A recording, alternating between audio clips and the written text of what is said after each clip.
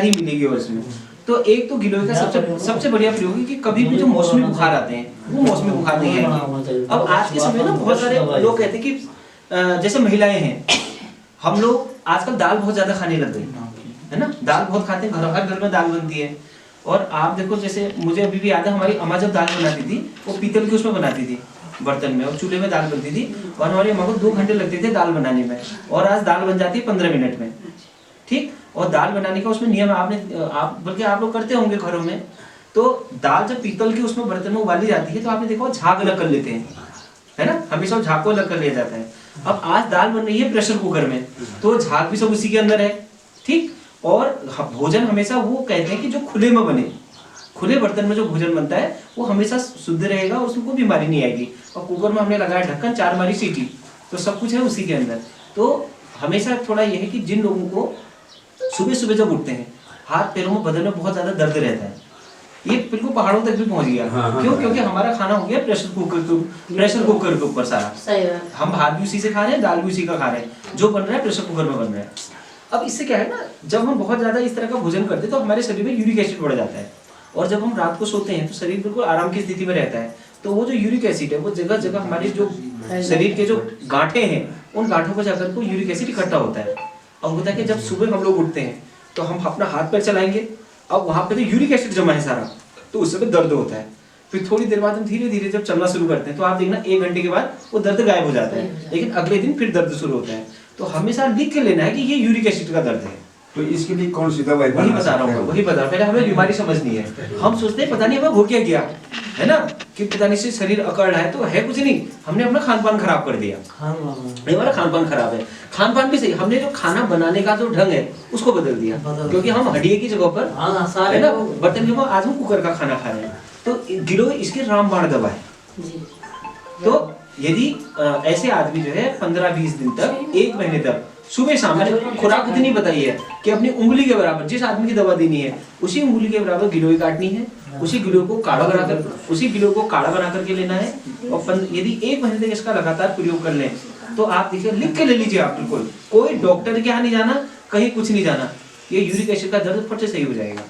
और इसके साथ साथ ये थोड़ा ऊंचाई वाला क्षेत्र आ गया तो इधर दवाई नहीं मिलती। वो एक पेड़ होता है गोखरू का, तो आप लोगों ने देखा नहीं है, वो नीचे नदी की तरफ बहुत होता है, जहाँ पे भागीरथी बह रही है ना गंगा जी नीचे, तो रेत के आसपास गोखरू बहुत होती है।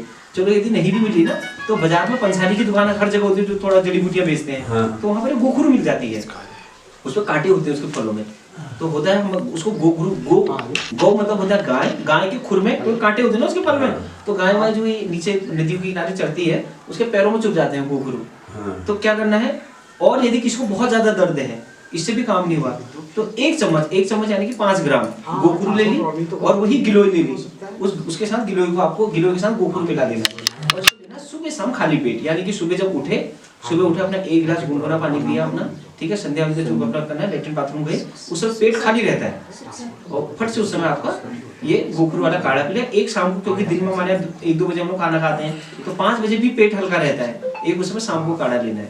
तो ये आज तो मतलब महिलाओं में क्या पुरुषों में भी ये दर्द वाली समस्या बहुत ज्यादा हो गई है। तो आप इस मतलब ये जो बता रहा हूँ ये प्रयोग आप जरूर करें।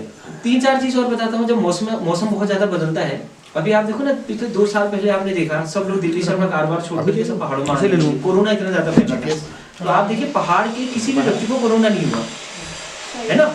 कोरोना भी उसी को हुआ जो दिल्ली से यहाँ आया या शहरों से इधर दौड़े। तो उसका मेन कारण था कि हमारे घरों में आज भी ऐसे पेड़ पौधे हैं।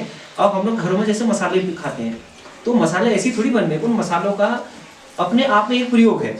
जैसे हल्दी है, अब आप हल्दी है, हल्दी को देखिए हम भी खा रहे हैं, हमारे आने वाली पीढ़ी भी खाएगी, हमारी माँ ने भी खाई, हमारी दादी ने भी खाई, उनके सास ने भी खाई, लेकिन वो हल्दी वैसी की वैसी ही है, उस हल्दी का जो गुण है वो वैसे का वैसे ही है। लेकिन आज के समय में हम कोई अंग्रेजी दवा खाते हैं, आप देखो ना, आप जितने डॉक्टर को हम बदलें, हर डॉक्टर हर रोग की नई नई दवा लिख देता है, लेकिन आयुर्वेद का कोई भी डॉक्टर होगा, यदि उसको जोड़ों में दर्द, कोई भी शरीर में सूजन, शरीर का जो है थोड़ी सफाई वगैरह करनी होगी, शरीर में दर्द कुछ होगा, तो वो आपको हमेशा लिखेगा हल्दी का काढ़ा पियो या दूध में हल्दी डाल के पियो। क्यों? क्योंकि हल्दी हर व्यक्ति के शरीर को वैसी लगती है। तो यही जो हमारी जो आयुर्वेदिक दवाइयाँ हैं, जो घर की जो जड़ी बूटियाँ हैं, ये ऐसे ही काम करती है। तो कोरोना से क्यों बचे हम? कोरोना में 3 चीजें हर घर में मिलती है, तुलसी सबके घरों में मिल जाती है ना, और काली मिर्च सबके घर में मिल जाती है, और लौंग सबके घर में मिल जाती है। तो ये 3 दवाइयाँ इतनी महत्वपूर्ण है। यदि अब आजकल देखिए बहुत सारे लोग, अब अभी मौसम बदल रहा है, अभी मौसम बदल, कभी एकदम ठंडी, अभी देखो ये बहुत ठंड है, उत्तरकाशी जाऊंगा भी गर्म हो जाएगा। तो आप किसी दिन उत्तरकाशी से ऊपर नीचे कोई यदि 2-3 बार चला जाए, रात में उसको पक्का बुखार आ जाना है, क्योंकि उसका मौसम बदल रहा है, शरीर उसमें टूटता है। तो आपको क्या करना है, 10-12 काली मिर्ची ले ली, 10-12 काली मिर्ची ले ली, 4-5 लौंग ले लिए, 5-6 तुलसी के पत्ते ले लिए, इस सबको कूटा, 1 गिलास पानी लिया, 1 गिलास पानी में लेके इसको उबालना है, आधा गिलास करना है, और उसको थोड़ा सा इसमें गुड़ मिला लिया, और थोड़ा करके इसको आप जो है गुनगुना करके इसको आप पिएंगे, 2 टाइम आप इसको पीजिए, जो मौसमी बुखार है बिल्कुल टूट जाएगा।